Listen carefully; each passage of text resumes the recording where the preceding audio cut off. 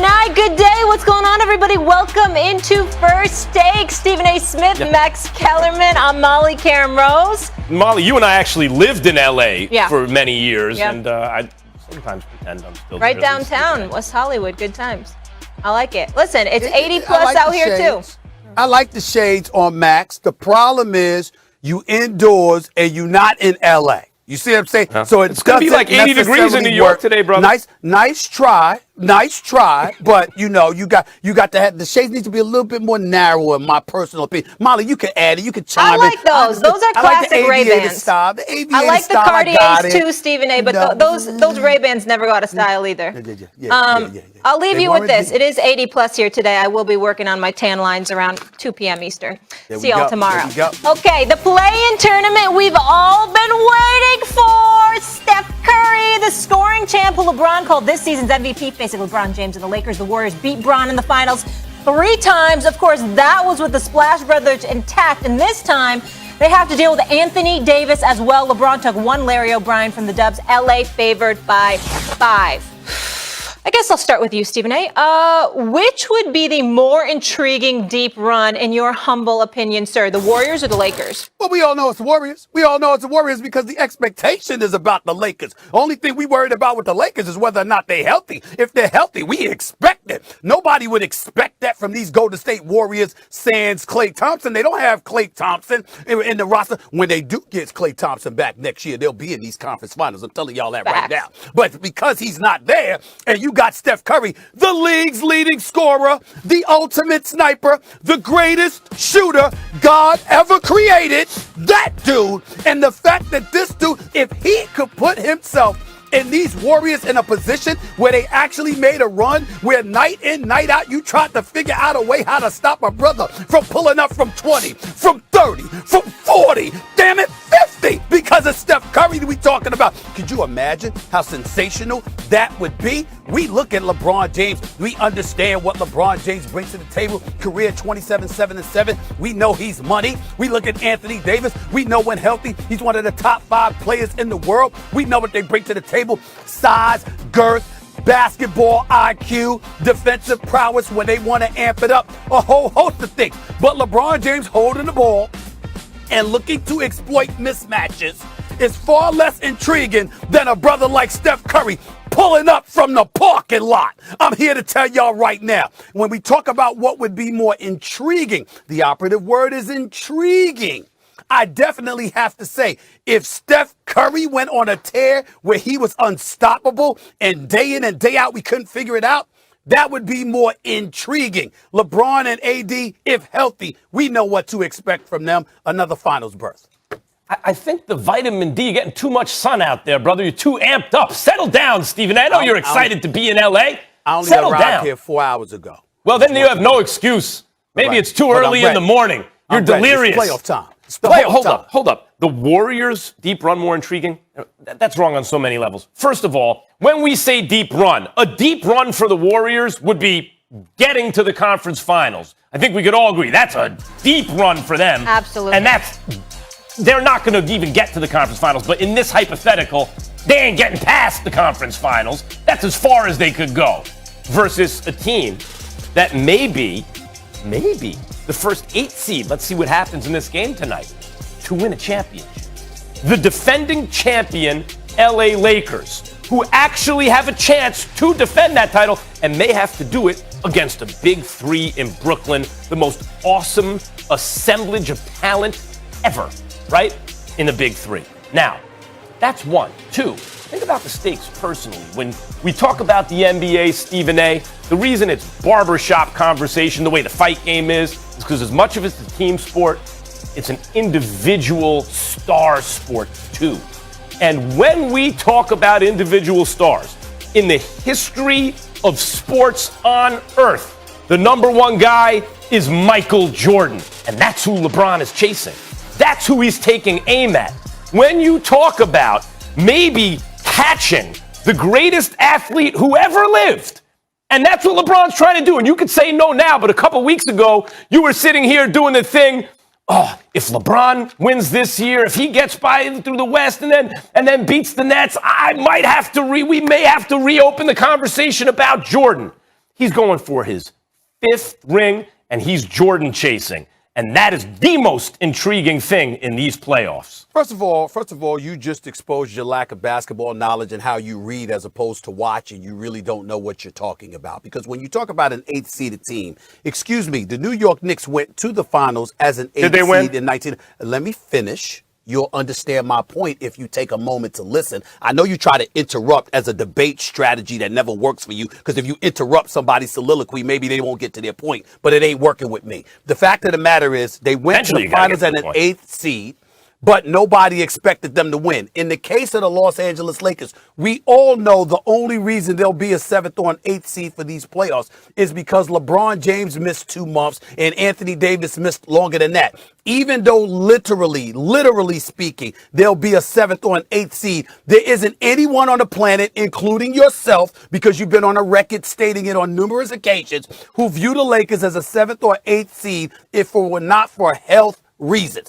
And you also conceded the other day with Kendrick Perkins on the show that obviously you're talking about things, but you took health into consideration. If you throw health aside and you take into consideration that they're healthy, nobody is looking at this team this way, or nobody is looking at this team that way. And that's what you said about the Lakers, along with a bevy of other teams that suffered injuries. So the Lakers are not or theoretically rather, they are not a 7th or an 8th seed, because we know when healthy, they probably will be the favorites against the number 2 seeded Phoenix Suns. That's not the same thing. So don't talk about how intriguing it's going to be for them to get to the finals or possibly win the championship as a 7th or an 8th seed, because we all know LeBron James and Anthony Davis were out a minimum of 2 months each, and that later in the season, and that compromised everything. The point of being a lower seed is not no one thought they would be here. The point is, in round 1, you have to play a powerhouse.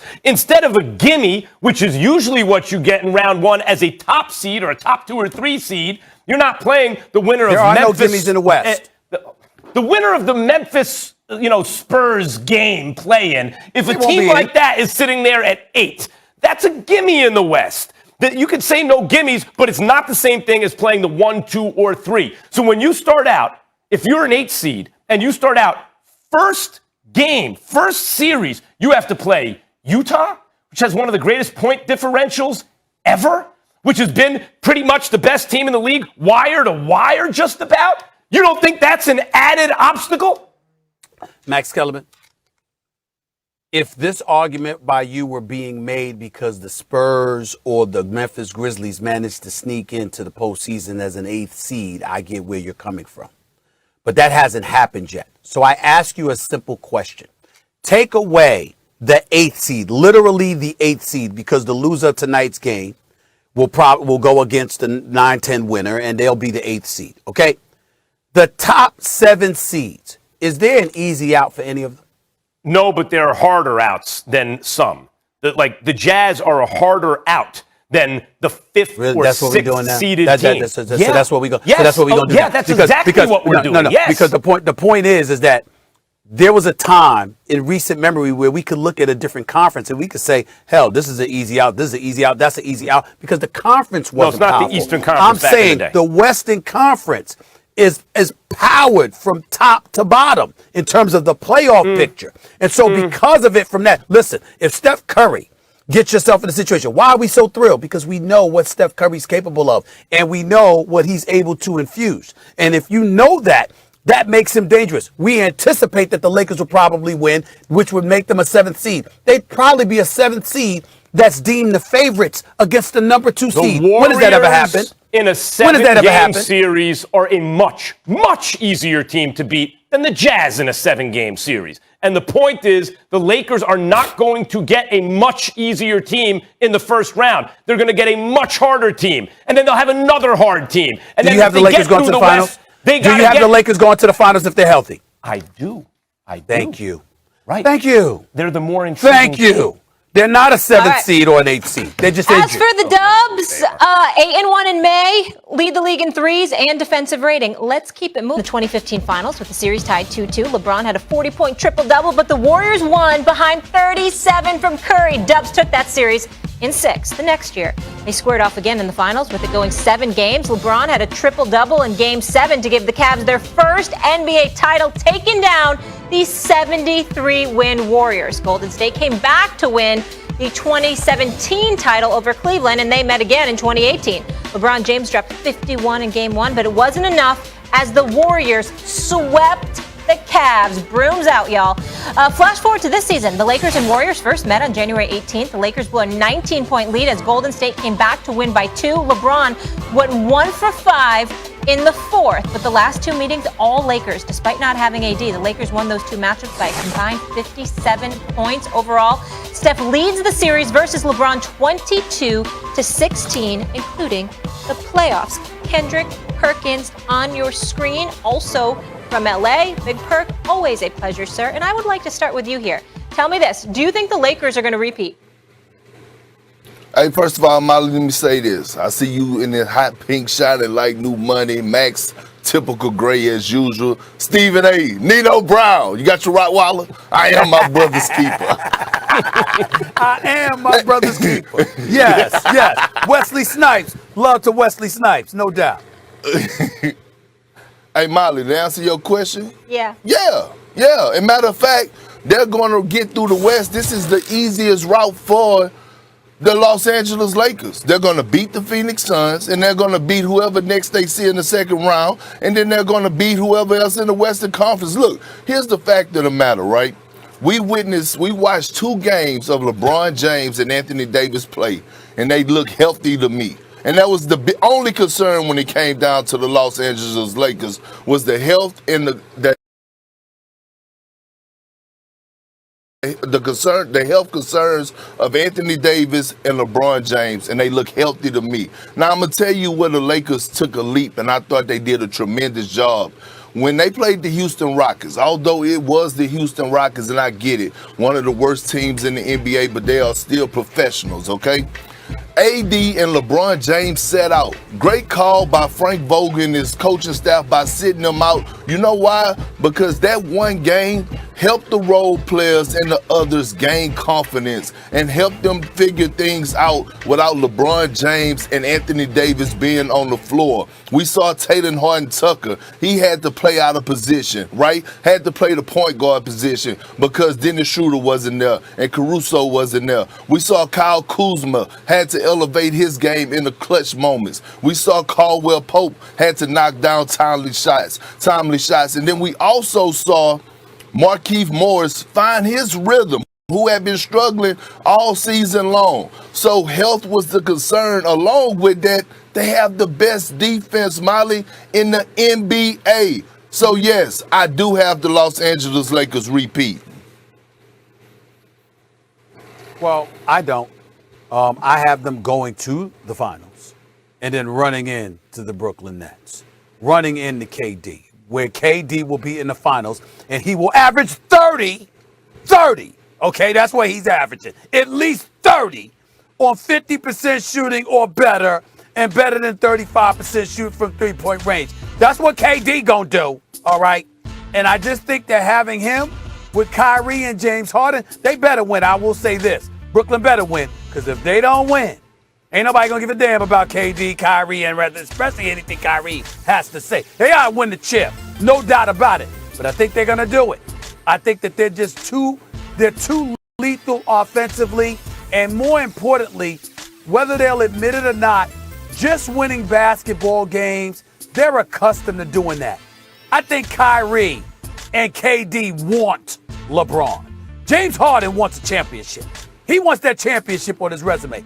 I think KD and Kyrie want LeBron James and the Los Angeles Lakers.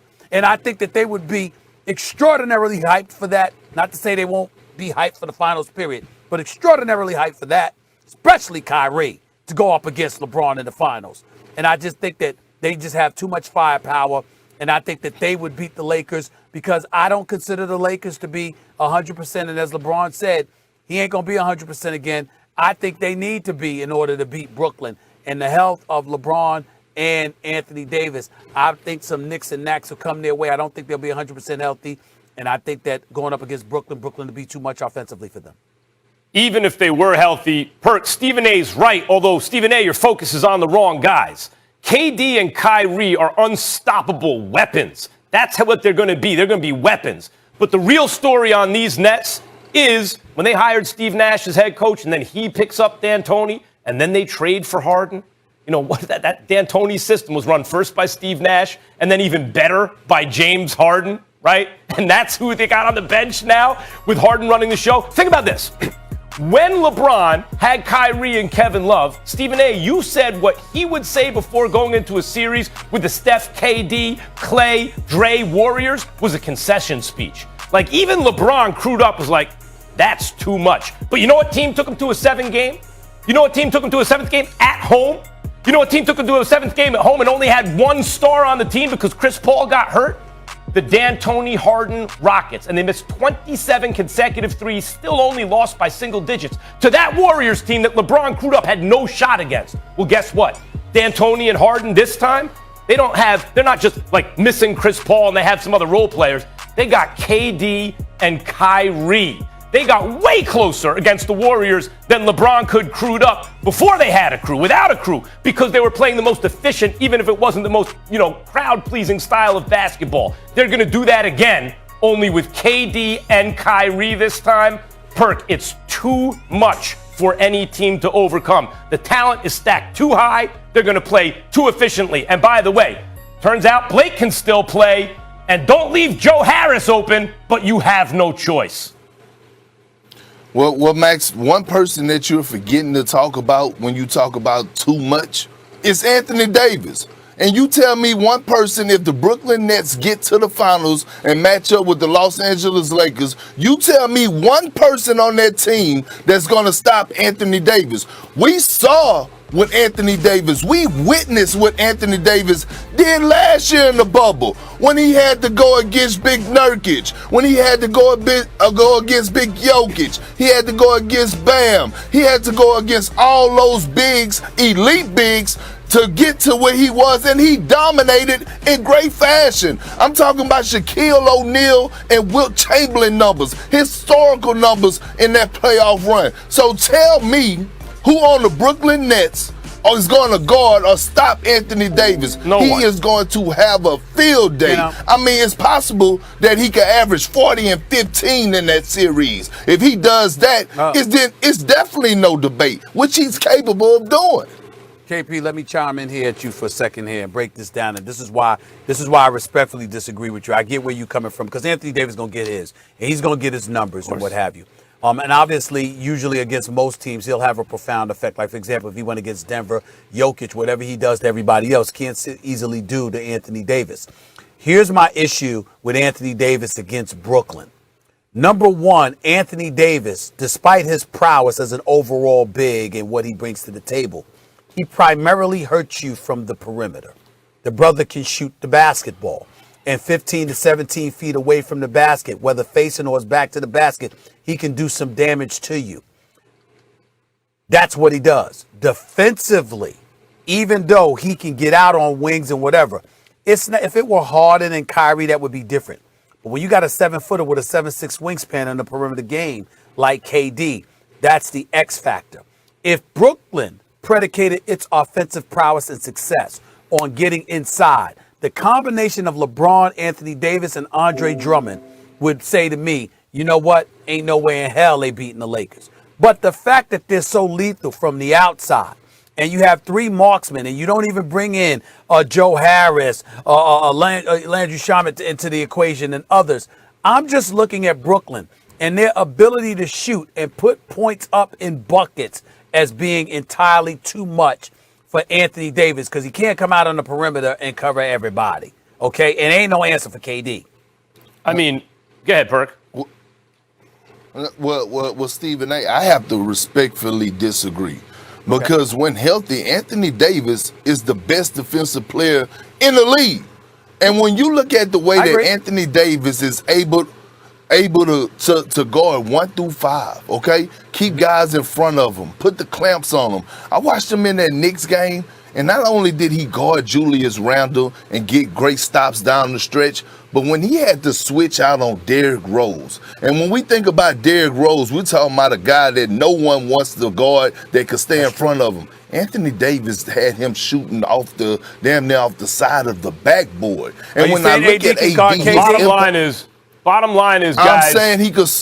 You're right about AD. No one's debating that, Perk. He's going to get his. He's a great player. Bottom line is Lakers got 2 of those guys. The Nets got 3. All right.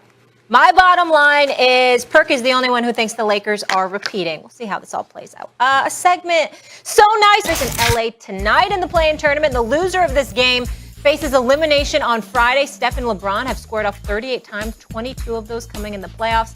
And although LeBron has the edge in scoring, rebounding, and assists, it's Curry who has him where it counts in the win column. Yes, the edge Curry's in teammates. 15-7 versus James in the postseason and 22-16 overall. Stephen A., who's the most important player not named LeBron or Steph in tonight's play-in game? Believe it or not, I think it's Andrew Wiggins. Somebody that I was quoted as saying I wouldn't give away for a box of cookies. I wouldn't give a box of cookies away to get them. Here's my thing about the former number 1 overall pick. Andrew Wiggins can play, but that's why I said what I said. Because for every game that he drops big numbers and big buckets, he's a virtual non-factor in the next 5. He just seems to be one of those guys whose numbers don't appear to be impactful almost at any time he plays. And that's what I find disappointing. I never, ever would say he's a scrub and he can't play. He can play. The problem is because he can play, you would expect so much more from him if he had the kind of fire that you're looking for from him. But everybody knows he's been devoid of that throughout his entire career. Jimmy Butler lamented that when they were in Minnesota. Others have lamented it in NBA circles as well. And I think that if he shows up tonight and plays big, because Draymond's going to do what he's going to do. And, you got other guys like Jordan Poole and others. They're going to just do whatever they can. Steph Curry, he's the head of the snake. He's going to try to, save the day, all of that other stuff. But somebody's got to step up and say, Steph don't have Clay. So here I am. Give me the damn ball too. Let's do this. You got to have that kind of attitude. And if Andrew Wiggins has that kind of attitude and is able to put up plus 25 a game, this game could be very, very interesting. The Lakers could be in some trouble. He's about 6'7", 6'8". He's got good enough size. He can make things happen. He's got athleticism. Can he do it? I think that's what makes him important because I think that's the only thing that gives the Golden State Warriors a chance to win this game. I'm sorry, Molly. That answer was so ridiculous. I need to make sure that I understand the question. Could you repeat the question? Yeah, most important player not named LeBron or Steph in tonight's play-in game. Yeah. And Anthony Davis is playing in the game. Mm-hmm. And Stephen A. Smith's answer is Andrew Wiggins. I'm not worried about Anthony Davis. Box of cookies, right? I know you brought it up because I could have sworn. I'm glad you brought it up because I could have sworn I heard you say the other day. I think it was on the jump, right? Wouldn't trade him for a box of cookies. I did say that. So what would you trade AD for? What do you like? Chris Rock, 1 rib. How much is 1 rib, right? Like, what would you trade AD for if Andrew Wiggins is more important than Anthony Davis? Anthony Davis might wind up to be the most important player in the game, period. He is on the LeBron Steph level. When you talk about the best players in the game, AD's name is in that conversation. And you want to take a guy like Andrew Wiggins, you could say, well, he has an impact, and for 5 games he doesn't.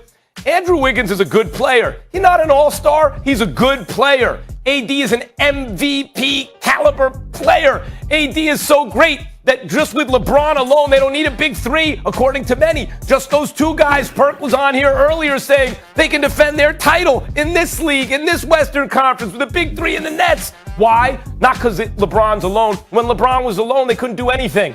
Because LeBron has Anthony Davis, who is the only argument that AD is not the 3rd most important player in this game is that he's the 2nd or 1st most important. You want to make that argument? That's better than saying he's at best the 4th most important player in the game.